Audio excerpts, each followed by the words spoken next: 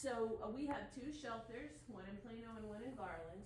All of our services are completely free for anyone affected by violence or relationship violence, as at the survivor as well as children. Okay, and so our services are free shelter, free therapy, free legal services, free case management, rent assistance, transitional housing, all of those things, okay?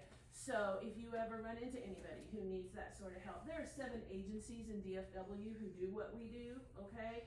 But we will be glad to help anybody, and we have a 24-hour hotline number. So that's where I'm coming from. But my job is so much more fun than that because I'm a community educator. I'm also a batterers intervention advocate because we also have a batterers program to help people who have been violent before to learn how to do relationships better. So I do that as well. But my favorite part is getting to come and share things with people to prevent those kind of relationships from ever happening, okay? So what we discovered is that in trying to reach the population that is most vulnerable, for the most part, kids, children, teenagers, that people weren't as interested in us coming. I mean, a lot of schools are interested in us coming and talking about healthy versus not so healthy relationships versus abusive relationships. We do that all the time. But some schools were like, not sure. But so what we started thinking about, okay, well, what is another way that we can prevent this kind of violence? And we decided that actually this program that I'm going to share with you today came out of a visit to Dallas ISD DAEP, that's their alternative program. And I went to talk about healthy relationships, and we couldn't really talk about relationships because there were obviously just so many problems with understanding how I work, right? And so I went back to my partner and I said, we need to come up with something else. And we came up with this program called Managing Emotions. So that's all the background I'm going to give you. This is a 6-week series. I'm going to share with you the first part of the series, the first section, okay? So I want this to be twofold. Normally I do this for students or I do it for parents. But today I want to do for you as a parent, as a caregiver, but I also want you to be able to take it home and share it with your student, with your child, if you want to, okay? So I'm gonna kind of try to work it that way, okay? So I think that's about everything that I need to share with you as far as background goes. At this point, this is gonna become much more interactive. So I'm glad you're here. Be patient with me, okay? So I want to share an activity with you first, and then I want to tell you why. And this is exactly what I do with my kiddos too, because I don't know about you, but I hated it when a teacher made me do something and I didn't know why I was doing it. So I just want you to know, you're going to know why, but I need you to just do the activity with me first, okay? So would you all stand up for me? Okay. So, you can do this activity without this, but I got it on Amazon for $4, and it works, okay? So I'm actually gonna kind of combine 2 activities into one for y'all today so that you can have it all.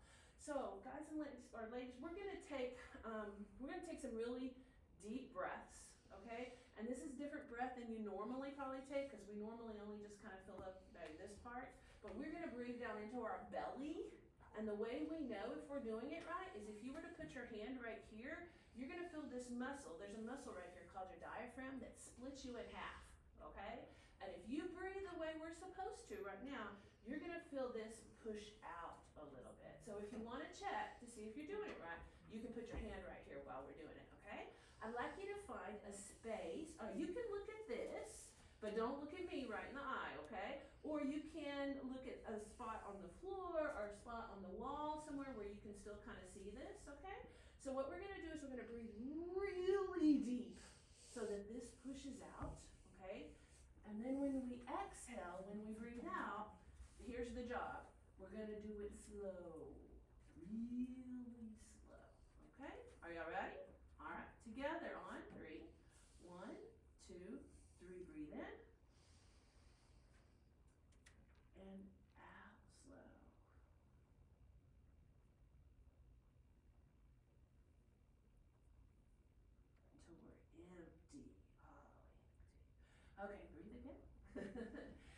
So we're gonna breathe until we're empty and all the air is out, and this is down like this, okay? Now, the point of this is to go really slow and empty out, but also I want you to remember, this is time for you to focus on you. We don't give ourselves enough time. We're focusing on all the other things.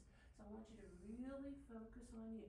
We don't want to make a big deal of this because we're gonna learn how to do this so that nobody even knows that we're doing it, and we can do it anywhere. So we're not gonna go, we're not gonna do that, okay? We're gonna do it silently, okay? So again, let's breathe in really deep. Fill up your belly, it moves out, and slow.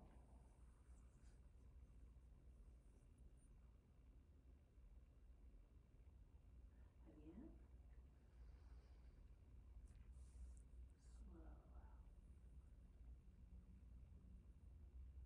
This time when we fill up, we're gonna hold for about 4 seconds. Fill up. Hold. Slow out. Again.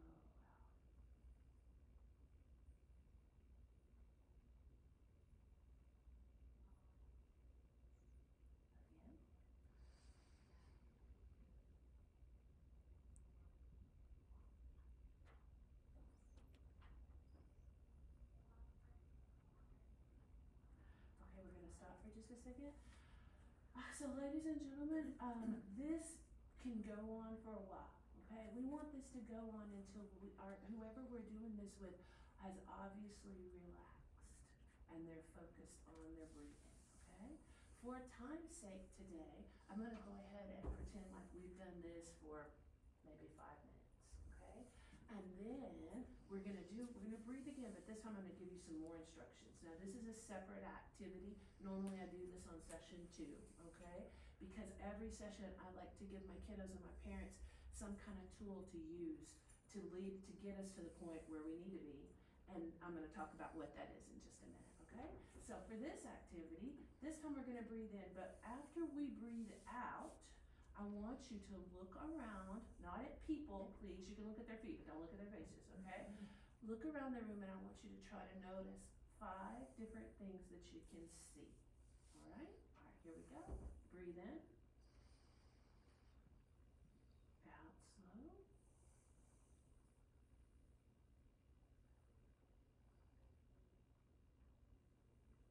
Now see what you can see. 5 different things.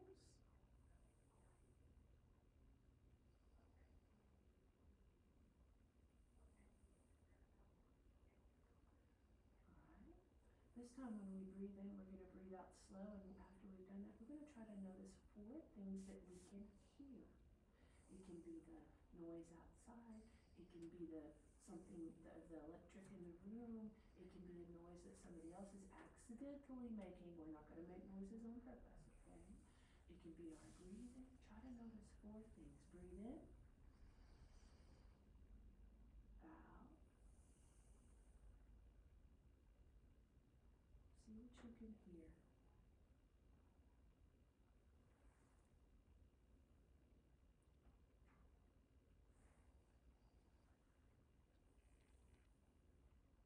Right, this time when we breathe in and breathe out, we're going to try to notice 3 things that our body can feel. Maybe it's the temperature of the room, maybe it's our clothes, maybe it's our foot on the floor. Maybe we hurt a little bit somewhere this morning. Just take notice of it, all right? Breathe in. Out.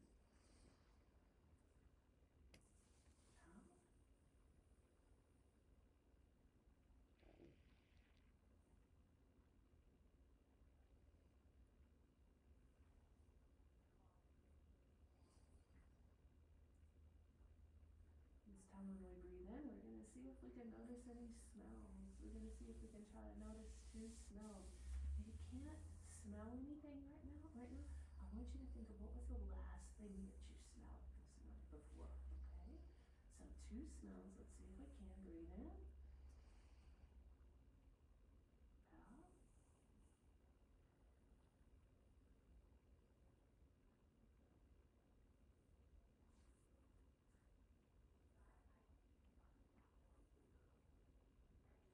And then the last time we do this, we're going to see if we can notice a taste.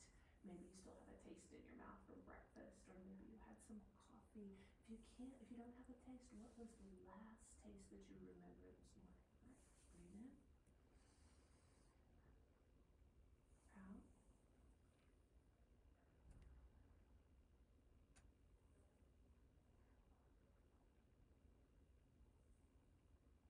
Breathe in. Out. Let's breathe in one more time. Super slow out.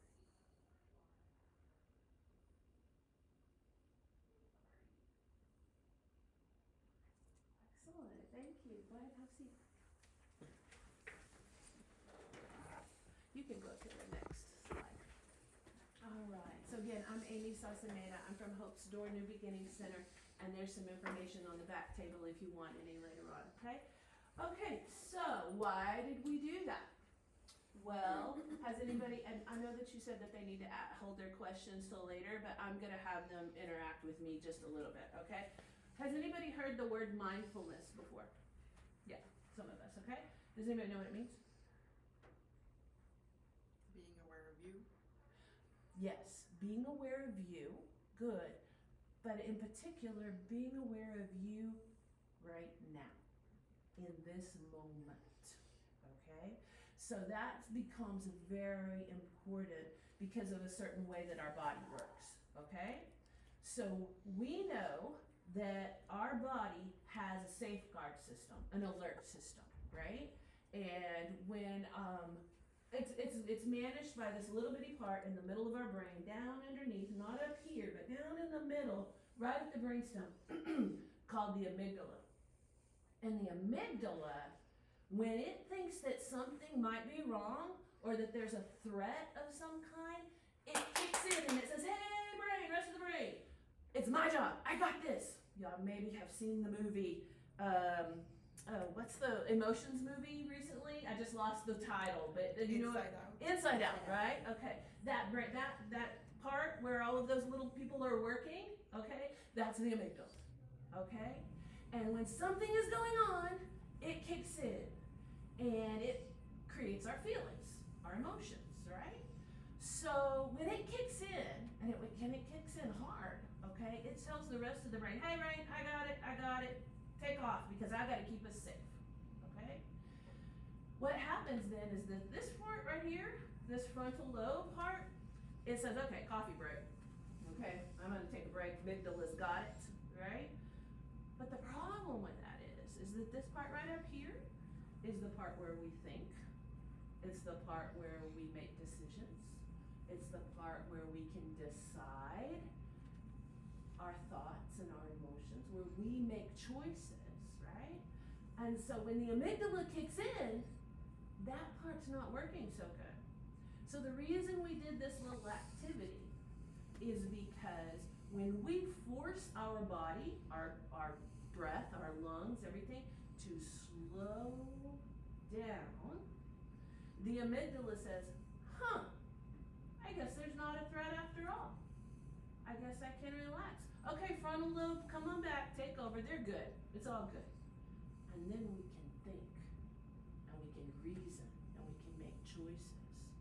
But if we don't force our body in some way to slow down, that amygdala can be like, I'm in charge, and stay, and we'll be like this, and just react all the time. Well, little activities like this that force our body to slow down, they give us the ability to think again, okay? And that's important for several reasons, all right? I'm gonna get into this, if you'll go ahead and go to the next slide.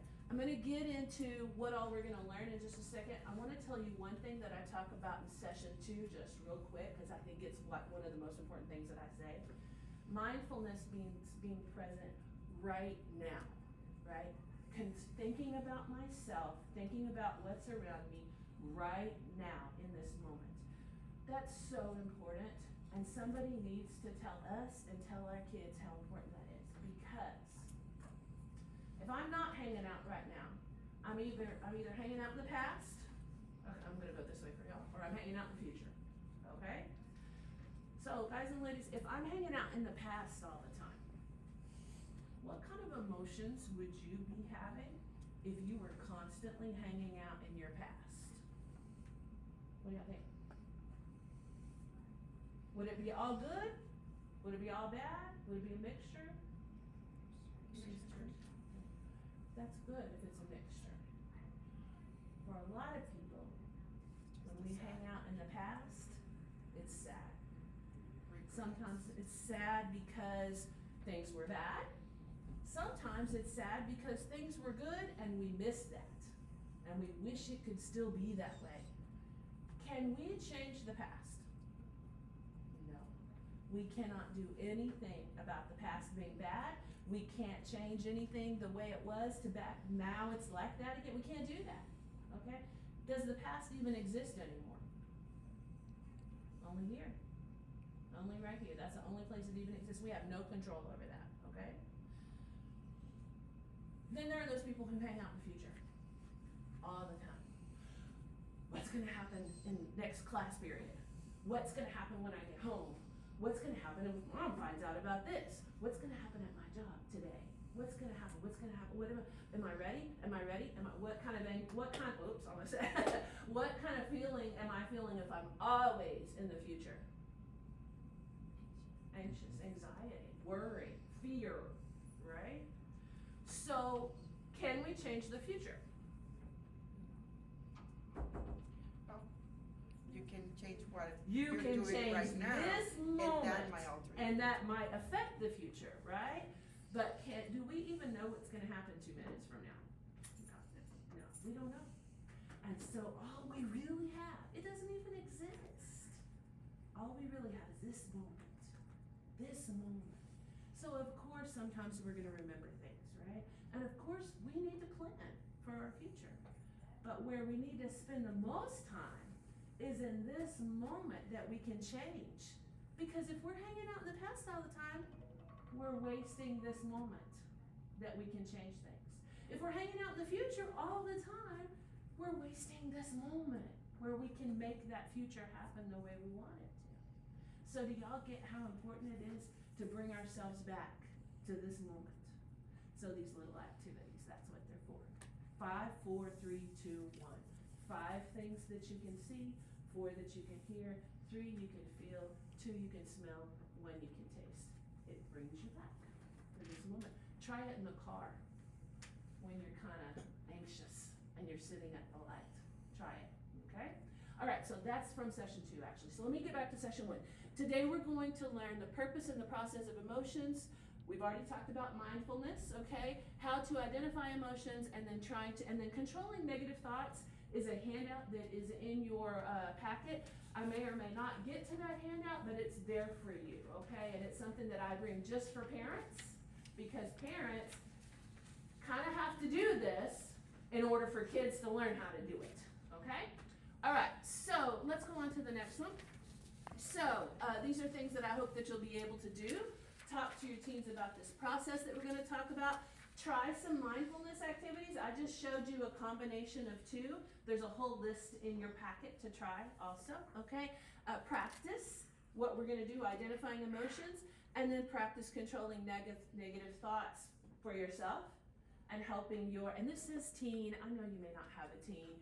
These are slides that I use for parents of teens lots of times. Y'all know this works for elementary kids too. We're adults. Can we use this? Absolutely. This works for everybody. Okay? So this is where we're going today. All right, so can you go on to the next slide? Okay. Purpose of our emotions.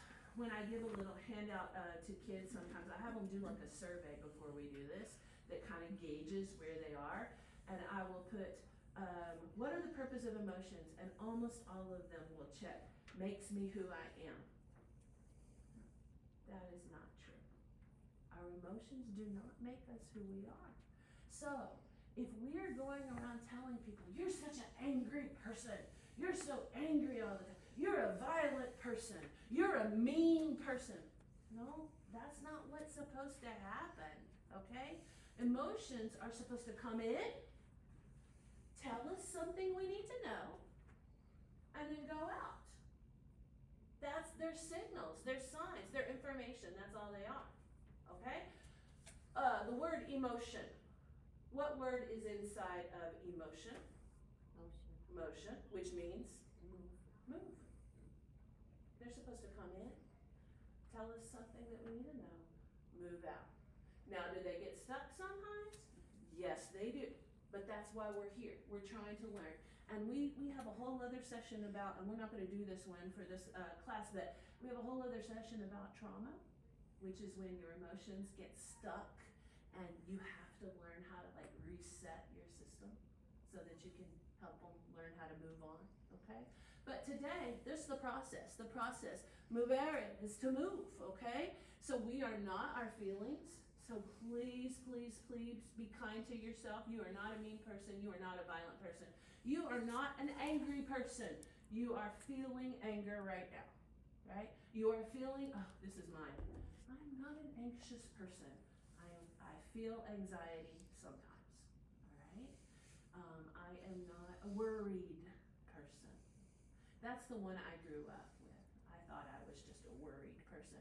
Well, here's the deal. When things happen in our home and in our young life that are scary, that are unsafe, okay, we feel worried. And sometimes it gets stuck. And then we think we're a worried person. I'm learning how to let that go, okay?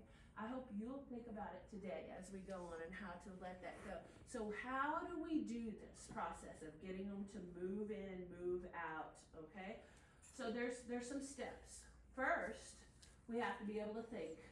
So we gotta get our brain back into the I can think mode. So one of these little activities. The second thing we have to do is identify which emotion we're feeling. Because sometimes, I don't know about you, but I'm crying and I have no idea why I'm crying. Okay? That happens sometimes. Or sometimes I'm angry. I'm so angry. And I have no idea why I'm angry. Okay? And sometimes that crying is not sad. And sometimes that anger is not really anger. And we gotta figure out. But the cool thing is, would you open your packet to the body part, please? There's a little body. The cool thing is that our body tells us. Our body does so much with our emotions, okay? We all think sometimes, oh, it's all in my head, it's all in my head. No, it's not. It's in our body too. So we are going to practice right now identifying emotions. So I'm going to say an emotion, and I'm just gonna put, oops, so sorry. No, I got it. I'm gonna put some colors out, and we're gonna let them choose.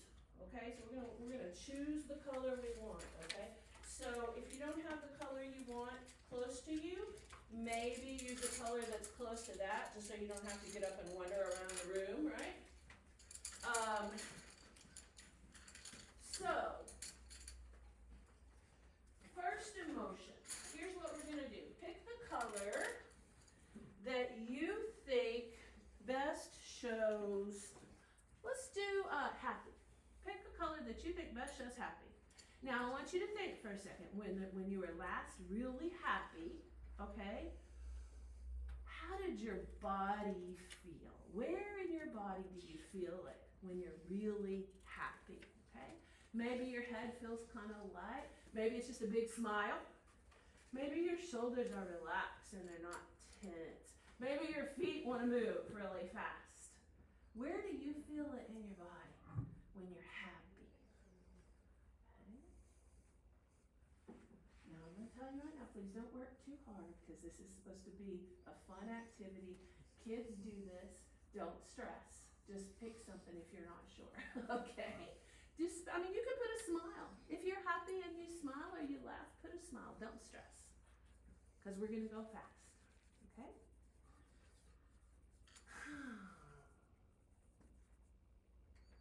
All right. Let's do one that might be a little bit easier for you to identify. Pick a color that shows anxious or worried. Anxious or worried. Where do you feel it in your body? So while you're doing anxious or worried, and you can just color it, you can draw symbols, you can write the word if you want to, whatever you want to do. While you're doing that, I'm going to tell you that when I was a kid, okay, I mentioned unsafe home. I had an unsafe home, and my stomach hurt all the time. And my mom would say, you have because she was always getting calls from the nurse, right? Or she was gonna have to take me to the doctor because and also, and this is kind of funny, but I didn't go when I was supposed to. You know what I mean? I didn't go. Okay. And yeah, and she was always trying to figure that out. But here's the deal. That worry got stuck up here, and so my stomach hurt all the time. Okay. So thinking about where do you feel your worry? Okay. What about let's do excited. And is that different from happy? Excited, like anticipation. Something's good is coming. You're excited. Where do you feel that? Pick a color for anticipation or excited. And if it's the same as happy, that's okay. But lots of my kiddos, they do their feet for this one because their feet want to move. Some people are their hands want to move, right? Mm-hmm. And so excited or anticipation, it's interesting because it's a little bit like worry, because sometimes anticipation or excitement can switch to anxious or worried really fast, and sometimes we don't even know when that happens, okay? Except when our body tells us. Our body will tell us, okay? Let's do sad. Pick a color for sad. So you could do your eyes crying, right? But some people feel sad in their head, like they get a headache. I feel sad right here in my throat. It's a different kind of crying than the crying that I do for all the other emotions that I cry for sometimes. When my throat starts to close up and feel like, I know that I'm truly in some kind of sad is happening. Okay, where do you feel sad? Maybe it's in our chest. Maybe it's in your stomach. All right, I'm gonna do one more, and then I want you all to give me one, okay? Let's do angry. You'd be surprised how many of my kiddos feel their anger right here in their hands. Their hands clench, right? When I'm angry, I cry. So I'm gonna put my tears for anger, because that's probably, I don't know, it's so hard. I cry for so many different emotions, but I definitely cry when I'm angry. And I hate that, because it makes me look, I think it makes me look weak when I cry. But I'm not weak, I'm angry. And I could do something to you if I wanted to. That's how angry I am, right? But I'm crying. Our body, it'll show us. Okay? All right, who's got one more? One more emotion that we might feel someplace different. Anybody? Disappointed. Disappointed. What a good one to think about. Yes, we've been looking forward to something, and it doesn't work the way it's supposed to. It doesn't happen, and now we're disappointed. Maybe our head hangs low, right? Maybe we are looking down when we're disappointed. Whatever you feel, disappointed. Okay. Can you see the value of this exercise with your children? Possibly, okay? If not, just with you, just thinking about it. Thinking about how our body shows us what we're feeling. And the need to identify it. Because the next step in the process, if you'll go ahead, okay? The next step in the process is to think about, okay, what is it trying to tell me? What is it trying to tell me, right? And I gotta be able to think, and I gotta know which emotion I'm feeling in order to know, is it something about my situation that needs to change? Is it a boundary issue? Is it a person I'm hanging out with? Or is it something in my head from my past? Do I have some kind of trauma? Do I have some kind of memory that's making me feel this way? Okay? So we gotta know what it is exactly in order to know. So, but what do we do most of the time? We don't even think about it. Okay? I'm angry. I'm so angry. I gotta get home and cook supper. And we never even consider what it's telling us and what we need to do about it. We just think, oh, it passed, but here's the deal.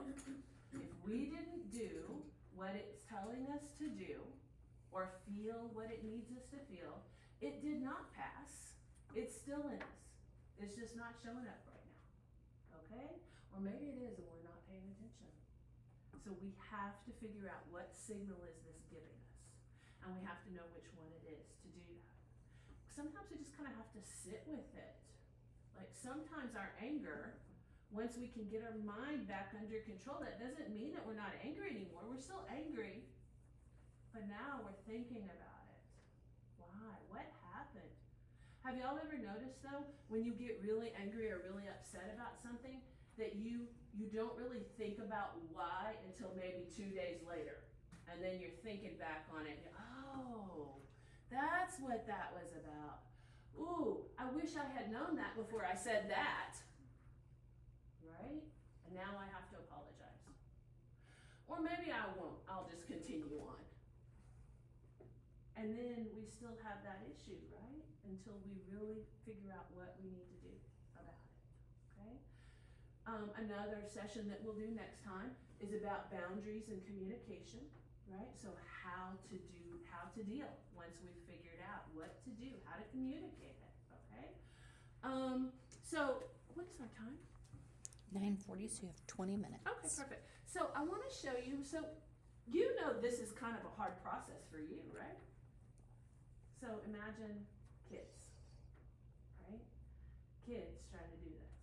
So I want to show you, whether you have had a teenager, whether you have a teenager right now, or whether you're going to have a teenager sometime, you know that at that point, not only do they have all this stuff going on, but they have all that hormone stuff going on too, which is also sending all these different signals, okay?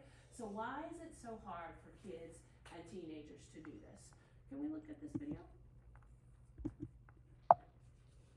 And why do they seem like they're, right? As I'm in the midst of applying for residency right now, wish me luck, Grammarly has again been a lifesaver with my application. So that's a commercial. I chose Wix but we don't for have my business because of its we don't massive scope for have it on screen. functionality and freedom of creation. Being able to integrate and change and develop at my own pace. I have a range of products and services. And I haven't checked that link lately, so if it doesn't work, it's okay. It is coming up. I just wonder why. So you may need to do instead of, you have it on duplicate right now, we may need to do extend on your screen share. Do you know how to do that? I do not. Okay, so can I look real quick? Sure. Okay. So, Escape out. And then click on that. you can do there, that however you want to best do it. and then Yeah, it's click probably on that. coming up somewhere else. Yeah, There we go. there it is. Perfect. Okay, so I'm not sure, this is not it though. Can we try the link again? Sure.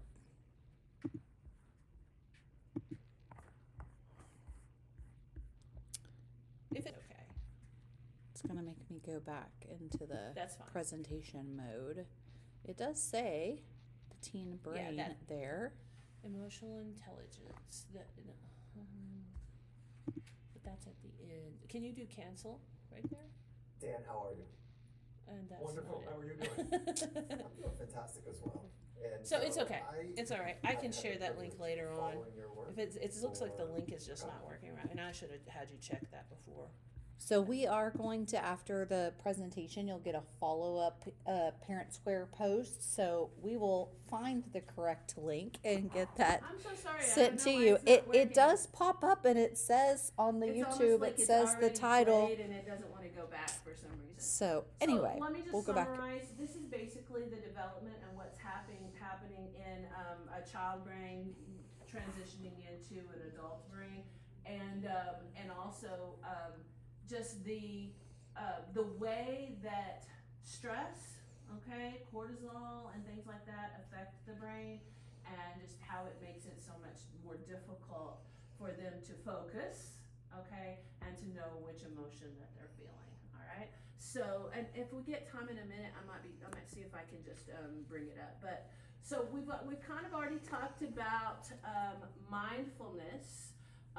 So this the process then, again, just to review, is to do the activities to get our mind back centered, okay? It is to where we can think, and then it is to identify which emotion that we're feeling.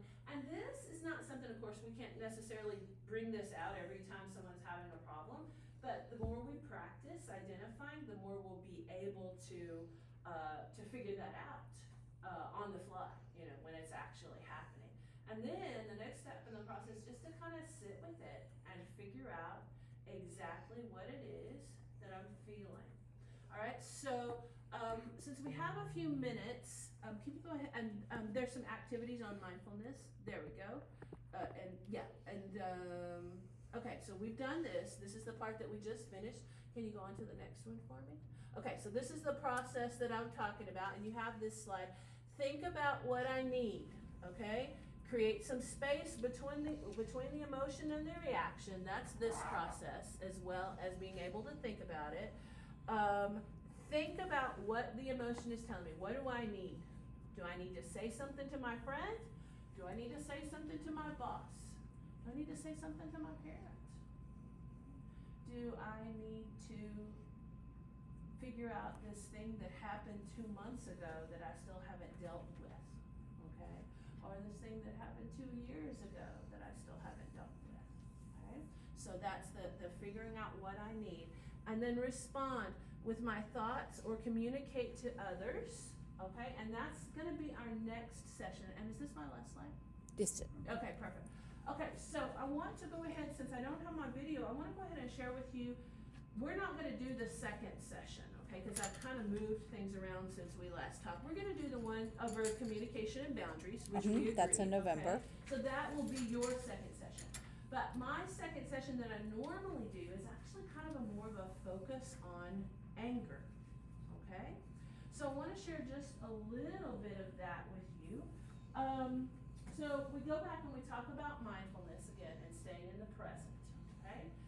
And then we start talking about how we, with our thoughts, create our emotions, okay?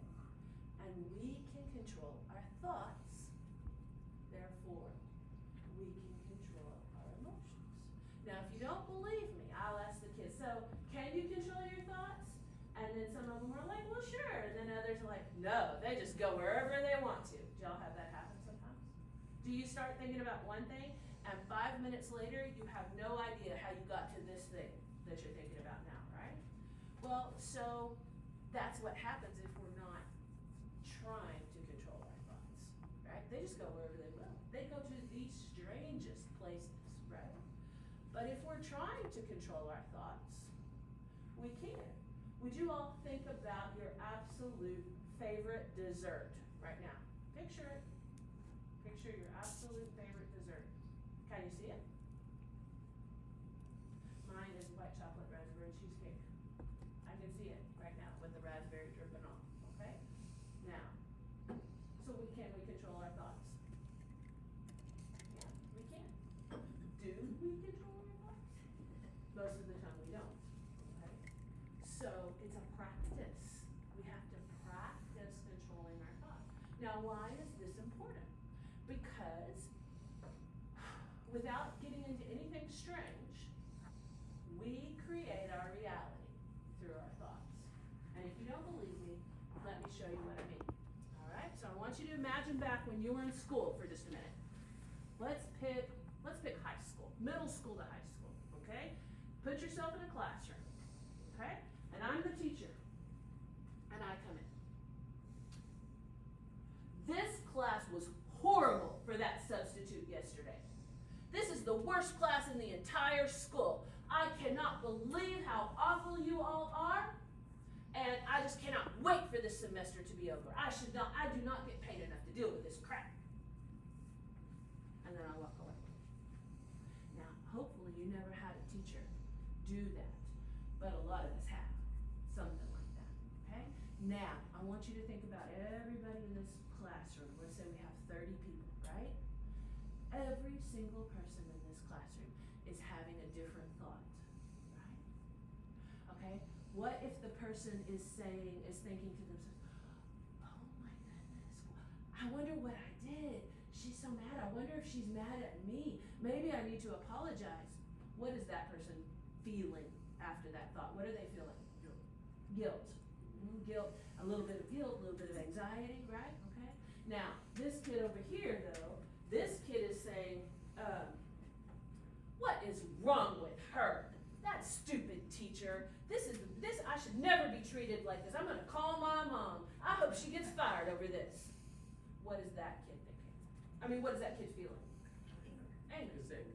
Anger, right? Okay. But this kid over here, this is my favorite kid.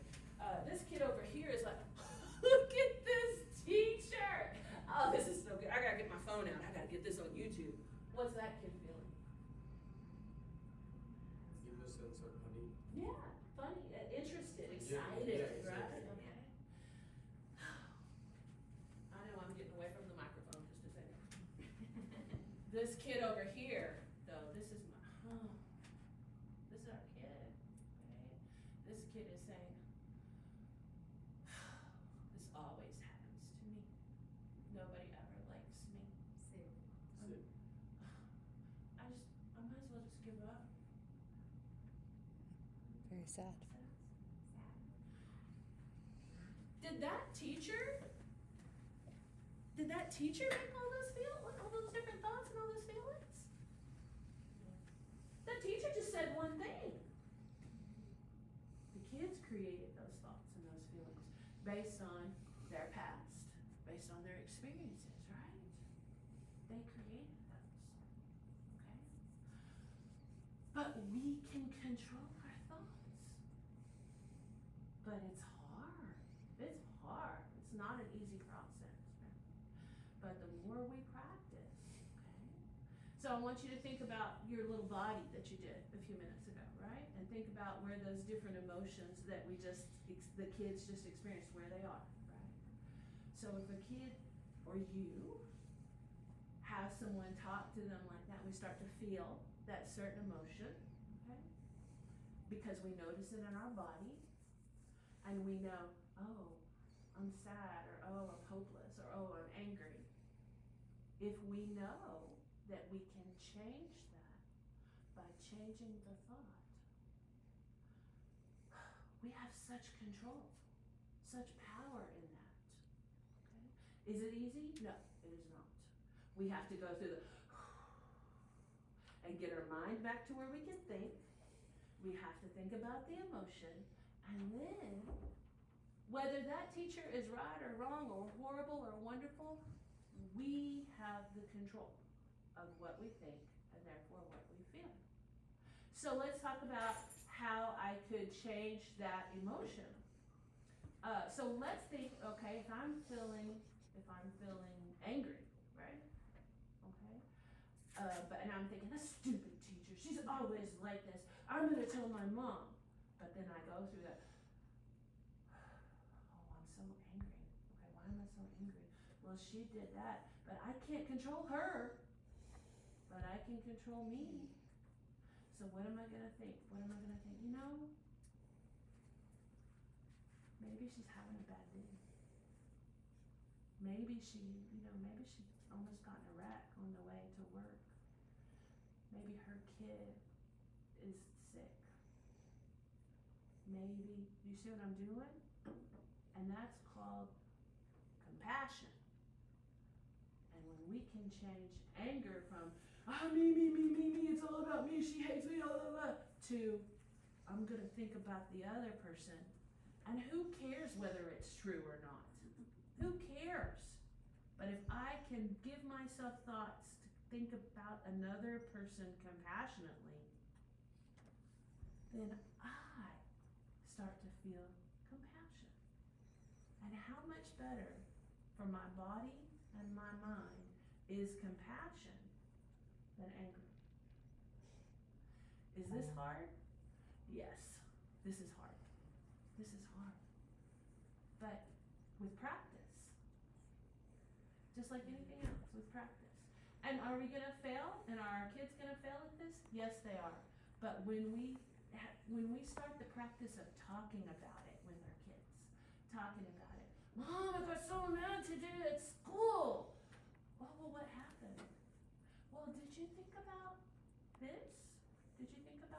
teacher, you know, maybe this, and we just practice that process of changing our thoughts. It's okay if we fail, because the more we fail at it and the more we think about it, and the more we share it with each other, the easier it becomes. And you all are looking at me like you don't believe me, but I'm telling you right now, it does. It becomes easier, okay? Is this something that you personally can use? I don't know about you, but I can. Because I was constantly anxious, worried, scared. The world was a scary place, and I had no control. Imagine if a little kid who lived in a house with no control suddenly had a tool to give themselves at least some control over their own emotional life. That's amazing. To me, this is the most important work I've ever done. I taught school for 29 years. This is the most important work I've ever done, because my kids may never use English theater again. They may never.